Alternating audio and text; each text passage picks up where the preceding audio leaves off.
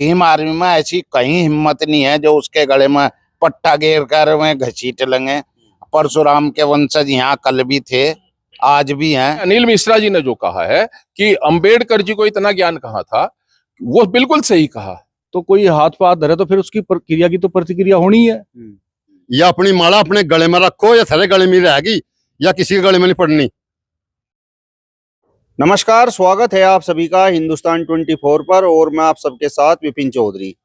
Gwalior high court के वकील अनिल मिश्रा ने संविधान निर्माता बाबा साहब डॉक्टर भीमराव अंबेडकर के खिलाफ जिस तरीके से गंदी टिप्पणी की है, तो उसको लेकर भीम आर्मी में बड़ा उबाल है। और भीम आर्मी ने 15 तारीख का एक ऐलान किया है और ऐलान ये है कि अनिल मिश्रा के घर पर भीम आर्मी के लोग 1 लाख जूतों की माला लेकर जाएंगे और अनिल मिश्रा को पहनाएंगे। भीम आर्मी ने यह भी ऐलान किया है कि अनिल मिश्रा के गले में वो कुत्तों का पट्टा डालेंगे। अब जिस तरीके की टिप्पणी अनिल मिश्रा ने बाबा साहब डॉक्टर भीमराव अंबेडकर की है और जिस तरीके का ऐलान भीम आर्मी ने कर दिया है, तो उसको लेकर क्षत्रिय समाज के लोग क्या सोचते हैं। तस्वीरों में आप देख सकते हैं इस समय क्षत्रिय समाज के कुछ लोग हमारे साथ में मौजूद हैं। और अरुण राणा जी, शुरुआत में आपसे करूंगा, जिस तरीके से अनिल मिश्रा ने बाबा साहब डॉक्टर भीमराव अंबेडकर को लेकर बयान दिया है, एक गंदी टिप्पणी की है, तो उस पर आप क्या कहेंगे? भाई देखो, अनिल मिश्रा जी का जो बयान है वो वकील साहब हैं, पढ़े लिखे हैं, और उन्होंने जो बयान दिया होगा वो सही दिया होगा, कहीं पढ़ा होगा उन्होंने। और इसमें तो कोई दो राय नहीं है कि अंबेडकर साहब जो है अंग्रेजों का साथ दिया, इसमें तो कोई दो राय है नहीं। और जहां तक इनका यू देश में उग्रवाद फैलाने का है भीम आर्मी का, ये ठीक है कि चंद्रशेखर एक उभरती हुई शख्सियत है देश में, इसमें कोई दो राय नहीं है। और वो चुनाव भी जीत गया, आगे भी 2-4 सीट ले आवा, क्या पता, तो ऐसा नहीं है। पर इसका मतलब यूं नहीं है कि देश को अराजकता में झोंक देंगे। और भाई भीम आर्मी में ऐसी कहीं हिम्मत नहीं है जो उसके गले में पट्टा घेर कर वह घसीट लेंगे। परशुराम के वंशज यहाँ कल भी थे, आज भी हैं। ऐसा नहीं है कि ब्राह्मण समाज कहीं सोया पड़ा और फिर क्षत्रिय समाज कहीं सोया पड़ा। हम लोग साथ हैं, कोई ऐसी बात नहीं है। उग्रवाद हम इस देश में नहीं फैलने देंगे। क्या है यू, अगर में डाल लेंगे तो हमने डालने का क्या, जूतों की माला में ही डाल देंगे, उन्हीं का एक तरफा राज होगा क्या भीम आर्मी का? ऐसा कुछ नहीं है। ये सब गलतफहमी, मुंह से बोलने की बात है। ये जो करना है करने के बाद कहते हैं कि हमने कर दिया। जातियों में भी बाबा साहब नहीं बांटा है और उसका फायदा आज बीजेपी उठा रही। हम जातियों में लड़वा रही, कभी गुज्जर को लड़वा दे, कभी जाट को लड़वा दे, कभी और किसी को लड़वा दे, कभी राजपूतों को लड़वा दे, और अब यू भीम आर्मी को लड़वाने का जो सोचा कराया है शुरू। तो ये इस तरह का समझना चाहिए एक दूसरे को। हम एक दूसरे के पूरक हैं, चाहे में दलित हैं या स्वर्ण हैं, एक दूसरे के पूरक रहे हैं। और ऐसा नहीं है कि एक तरफा ही लड़ाई हुआ करे, लड़ाई दोनों तरफा होगी जब होगी। नहीं, आप पूरक कैसे हैं? आप तो एक तरह से अनिल मिश्रा के बयान का समर्थन कर रहे हैं। भाई वो पढ़े लिखा व्यक्ति वकील है और फिर संविधान है अम्बेडकर का, तुम बता रहे। अगर मैं कानून हाथ में लेंगे भीम आर्मी वाले, तो वो नहीं लेने का कानून हाथ में, उसके खिलाफ FIR नहीं होगी, वो तो गिरफ्तारी देने भी गया। तो संविधान के तरीके से चलेगा, जूतों की माला से नहीं चलने का। आप क्या बात कर रहे हैं कि जूतों की माला से देश चल जाएगा? ये तो अराजकता फैल जाएगी। हाँ, तो ऐसा नहीं है। और VN राव जी ने भी जो है 60 पता नहीं 61 देशों की यात्रा अपने खर्चे पर करी और तब संविधान को बनवाने में मदद करी उनकी। वो सदस्य थे या नहीं थे, इस बात का नहीं है कि मैं सदस्य नहीं थे, पर उन्होंने लिखवाने में और इसे बनवाने में बहुत बड़ा योगदान है VN राव जी का।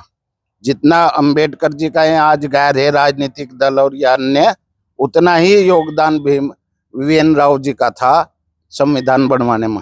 VN राव का इतिहास में कहीं नाम नहीं है, और इतिहास की किताबें जब पढ़ते हैं तो उसमें लिखा हुआ है कि संविधान बाबा साहब डॉक्टर भीमराव अंबेडकर ने लिखा। इतिहास लिखने वाले कौन है? या कांग्रेस थी गुलामों की, गुलामों की पसंद कर रही थी। गुलामों में उनने सबसे पहले शिक्षा मंत्री मुसलमान को बनाया था इस कांग्रेस ने। तो मुसलमान कौन से थे? आक्रांता, उन्हीं का जीन था, उन्होंने इतिहास लिखा है। इतिहास लिखने वाला कौन सा पढ़ा लिखा था भाई यहाँ? ये तो आक्रांता ही थे, विदेशी जो मुगल थे उन्हीं का शासक तो था, शिक्षा मंत्री भी भाई मुसलमानों पर। या कांग्रेस क्या कर रही? पहले जो काम कांग्रेस कर रही थी लड़वाने भिड़वाने का, आज यू कर रही। और कौन सी माला पर है रे? फूल माला। वीपी सिंह साहब को राजा साहब ने जो वो कराया था मंडल कमीशन और प्रभावी रूप से लागू करने के लिए, बहुत सारी धाराएं बढ़ी उसमें, जिसे इंदिरा गांधी भी आयरन लेडी नहीं लागू कर पाई। वो कौन सा दलित भाई जा उसके माला गिरन वीपी सिंह का। ऐसा कुछ नहीं है इस देश में। अच्छा करने वालों का नाम कहाँ है इतिहास में? वीपी सिंह का नाम केवल गाली दे मेरे जैसे आदमी। तो आप भी यही मानते हैं कि बीएन राव ने संविधान लिखा? वीएन राव ने सहायता की है उसमें, बहुत बड़ा 61 देशों का यात्रा करके उसने संविधान लिखवाया। इसमें इसकी मदद की अंबेडकर की, और जो और 300 सदस्य थे बनवाने वाले, उनकी सबकी मदद करी। एक भाई देखो श्रेय तो एक को मिला कर है। योद्धा लड़े कितने, अब नाम 5, 7, 10, 20 के ही तो हैं भाई। चंद्रशेखर आजाद, भगत सिंह, अशफाक उल्लाह, 5, 7 ना तो उंगलियों पर गिने, 10 गिन लोगे आप। मरे कितने जिन्होंने आजादी दिलवाई, सबके नाम नहीं हुआ करते। ऐसे ही वीएन राव का नाम है, उसने अपना नाम नहीं चाहा होगा तो नहीं छपे उसका नाम। बाकी ऐसा नहीं है कि उसका योगदान नहीं रहा है, योगदान रहा है। और भाई ये धमकियों से देश चलने वाला नहीं है, जो करेगा वो भरेगा। मतलब क्रिया की प्रतिक्रिया होगी? होगी, क्यों नहीं होगी भाई? चूड़ी पहन के तो ना दलित बैठे, ना हम बैठे, ना पंडित जी बैठे, जो जौन से मिश्रा जी, क्यों नहीं बैठे? तो अराजकता तो फैलेगी अगर, तो गृह युद्ध हो जाएगा, सब बर्बाद हो जाएंगे। अगर 15 तारीख में भीम आर्मी ने अनिल मिश्रा के गले में जूतों की माला पहना दी तो देख लेंगे हम भी। अगर जूतों की माला पहना दी तो हम भी देख लेंगे ऐसा होते हुए। कोई नहीं, ये सब कहने की बात हुआ करे। और जो पढ़ाया करे वो क्या, कौन सी कहावत है, गरजने वाले बरसते नहीं। ये तो गरज रहे, बरसेंगे कहाँ थे जब पहले ही चेतावनी दे रहे, वहां तक ये पहुंचने के भी नहीं। तो गरजने वाले वर्षा नहीं करते, तो ठीक है, खामखा की बातें अपनी। देखो अगर ये इस तरह की बात नहीं फैलाओगे तो ये पब्लिश कैसे होंगे, इनकी पब्लिसिटी कैसे बढ़ेगी? जिस तरीके से भीम आर्मी के प्रदेश अध्यक्ष ने अनिल मिश्रा के गले में कुत्ते का पट्टा डालने की बात की थी, तो अब उनका एक वीडियो वायरल हो रहा है और वो एक कुत्ते को लेकर घूम रहे हैं। उसके गले में पट्टा पड़ा हुआ है और उस पर एक चिट चिपकी हुई है जिस पर लिखा हुआ है अनिल मिश्रा, और वो बोल रहे हैं कि देखो अनिल मिश्रा के गले में हमने कुत्ते का पट्टा डाल दिया। तो ऐसा तो कर सके, अनिल मिश्रा गले में नहीं डाल सकते, ये तो कर सके भाई। कोई कुत्ता पकड़ा, गधा पकड़ा, उसके गले में चिपका दिया लिख के, ये तो कर सके। ये तो देखो, और फिर लड़ाई तो आमने सामने की या करे, उतनी हिम्मत इनमें नहीं है कि आमने सामने की लड़ेंगे। और जब लड़ेंगे तो कानून दोनों पर चले करे, एक पर चला करता, दोनों पर मुकदमे हो। एक पर कुछ धारा फालतू लग जाए, एक पर कम रह जा। जो अधिकारी न फालतू मिल रहे वो फालतू धारा स्वर्णों पर लग जा है भाई। पर उससे स्वर्ण इस देश से बाहर तो नहीं जाने के, यही चले जाएंगे दलित देश से बाहर, रहेंगे तो यहीं। इसीलिए कह रहे कि एक दूसरे के पूरक है और मिलजुल कर रहना चाहिए और रहना पड़ेगा। अंबेडकर को बता रहे हैं कि गंदा व्यक्ति है, अनिल मिश्रा बता रहे हैं, और चीफ जस्टिस गवई पर जूता फेंका जा रहा है। तो ये वही जो है ऊंच नीच वाली भावना मन में नहीं है क्या? देखो अंबेडकर को अपना गंदा व्यक्ति नहीं बताया, ये तो मिश्रा जी बता रहे हैं, ये तो उन्हीं के शब्द है। दूसरी बात, जहां तक गवई पे जूता फेंका गया, अगर मैं कोई गलत कर रहे थे तो किसी ने अपना आक्रोश जाहिर कर दिया, हिंदुओं की भावनाओं को भड़का रहे। और कौन से विदेश में जा करके नु कह रहे और देश बुलडोजर संचलन का, यू विदेश में जाकर बदनाम नहीं कर रहा भारत देश को, तो ये उसकी अच्छी बात है। गवई भी तो एक पढ़ा लिखा आदमी और सबसे बड़ा जज है भाई। सबसे बड़े जज को अरे कानून पास कर, यहाँ आपको रुका मत जगह है भाई। नु कह रहा अब बुलडोजर से, अरे चल रहा है तो गवाई साहब, तो बैठा कुर्सी बैठे रहिए, तमाशा देख, ये चला रहा है योगी उत्तर प्रदेश को बुलडोजर से। और इसमें 36 बिरादरी का ढह रहा, वो किसी एक बिरादरी के नहीं ढह रहा। बहुत सारे राजपूत भी मार रहा वो, बहुत सारे गुज्जर भी मार रहा, जाट भी मार दिए कहीं, और भाई मुसलमान भी नहीं रे मार गिरे। तो नीरो को मरवा रहा है तो सबको मरवा रहा है, सब पर चल रहा। कहाँ गया यू गवई साहब का जस्टिस? अनिल मिश्रा ने बाबा साहब के ऊपर टिप्पणी की, आपने एक बार भी उसे गलत नहीं बताया और आप बोल रहे हैं कि ये शब्द तो अनिल मिश्रा के हैं। आप भी तो अनिल मिश्रा के शब्दों का समर्थन कर रहे हैं। भाई समर्थन कर रहे या नहीं कर रहे, भाई देखो पढ़ा लिखा वकील है वो। अम्मा कैसे उसकी बात को काट दूंगा भाई? अगर मेरे में ऐसा कुछ महसूस होता कि भाई वो गलत बोल रहा है या कुछ वो कर रहा है तो मैं कह देता हाँ भाई गलत कर रहा है वो भुगतेगा। अनिल बोल रहा है गलत तो, पर ये जो धमकी दे रहे कुत्ते वाली और उसकी, यह चलने वाली नहीं है। ये तो वही फर्जी पब्लिश होने का ड्रामा कर रहे हैं। आप बताओ जी, जिस तरीके से बाबा साहब डॉक्टर भीमराव अंबेडकर के ऊपर अनिल मिश्रा ने टिप्पणी की है तो उस पर आप क्या कहेंगे? जो अनिल मिश्रा जी ने कहा है, पहले तो संविधान को पढ़ लेना चाहिए उन लोगों को जो इससे अनभिज्ञ है या अनर्गल बात कर रहे हैं। 379 मेंबर थे उसमें और एक डॉक्टर राजेंद्र प्रसाद जो प्रथम राष्ट्रपति रहे वो उसके अध्यक्ष थे। सोचने का विषय ये था, अगर किसी को जानकारी नहीं है ये सोचते कि अंबेडकर का क्या रोल था। अंबेडकर जी का रोल गायकवाड़ जी जो महाराष्ट्र के थे, जिन्होंने इन्हें पढ़ाया, जिन्होंने इनको आगे बढ़ाया, जिन्होंने इन्हें विदेश भेजा, जिन्होंने इन्हें संसद तक भिजवाया। सफर बड़ा लंबा है। गायकवाड़ भी ठाकुर होंगे, ठाकुर है गायकवाड़, और उन्होंने भिजवाया। और वो अंबेडकर जिनको उन्होंने लगाया, जो शिक्षक थे इनके, जिन्होंने उनको अपना नाम दिया, वो ब्राह्मण थे, ये वहां तक आए। और थर्ड क्लास डिवीजन के आदमी अगर ये कहने लगे कि मैंने संविधान बना दिया, पढ़ने वाले पढ़े। और भीम आर्मी के लोगों से मैं ये कहूंगा, चंद्रशेखर रावण से अगर पढ़ा हो कहीं किताब में, अगर नकल करके पास हुआ तो ठीक है, अलग बात है। अगर लोग की है तो, अगर कहीं पढ़ा है संविधान में तो पढ़े। अमेरिका का और ब्रिटेन का संविधान था तो पढ़े, उसमें जो है बहुत लोगों का 379 लोगों का योगदान था। पढ़े उस संसद को जिसमें ये चर्चा होती थी सुबह से शाम तक कि कितना हमें वो इस पर वर्क करना है और कौन कौन सी धाराएं रखनी है और कौन सी धाराएं नहीं रखनी है। मतलब आपके कहने का तात्पर्य ये है कि BN राव ने संविधान लिखा, बाबा साहब डॉक्टर भीमराव अंबेडकर ने नहीं। देखिए ऐसा है, उस समय जो आज भी संसद में गोलमेज नीचे बैठते हैं लोग, बाकी स्टाफ के लोग बैठते हैं, वो संसद में सदस्यों की भाषा लिखते हैं। वो आजकल तो इलेक्ट्रॉनिक मीडिया है, उसमें टेप होता है, तब हाथ से लिखा जाता था। और हाथ से लिखने वालों में BN राव भी थे। और ये तो ये ड्राफ्टिंग कमेटी के चेयरमैन नहीं थे, ये तो बाइंडिंग कमेटी के चेयरमैन थे वहां। चेयरमैन का मतलब ये उसके थे कि उनको बताया गया था कि बाइंडिंग कैसे होनी है और किस पन्ने को, किस धारा को, किस जगह, किस कॉन्स्टिट्यूशन में रखना है, ये IPC में रखना है या किसी और में रखना है, ये सब अलग अलग, क्योंकि कॉन्स्टिट्यूशन के बहुत भिन्न भिन्न भाग हैं। आप सीधे तौर पर बताओ, BN राव ने संविधान लिखा या बाबा साहब ने लिखा? आप क्या मानते हैं? मैं ये कह रहा हूं BN राव ने अपनी लेखनी से संविधान लिखा जो संसद में चर्चा का विषय था। अनिल मिश्रा जी ने जो कहा है कि अंबेडकर जी को इतना ज्ञान कहाँ था, वो बिल्कुल सही कहा। और वो इसलिए इस परिप्रेक्ष्य में सही कहा कि लिखने वाले तो 379 सदस्य थे। आज भी तो उसमें RTI मांगा जा सकता है इस बात को। क्यों इससे भिग हो रहे हैं? अनभिज्ञ ना बनो भाई, इसे बिल्कुल सत्यता पर लाओ। वो दीगर बात है, अंबेडकर जी ने ये कह दिया कि भाई हमारे जो है, जो हमारा समाज है, इसको आगे बढ़ाने के लिए 10 साल का रिजर्वेशन हो। उन्होंने तो ये भी कहा था, उसमें लिखा है कि इसे जो है तब तक रिजर्वेशन बढ़ना चाहिए जब तक कि कोई अति दलित और कोई अति पिछड़ा उच्च पदों पर न बैठ जाए। आज राष्ट्रपति महोदय भी उसमें है और गवई साहब भी उसमें ही है और सभी लोग उच्च पदों पर बैठे हैं। उन्होंने कहा इसके बाद समाप्त हो जाना चाहिए, तो आज समाप्त कर देना।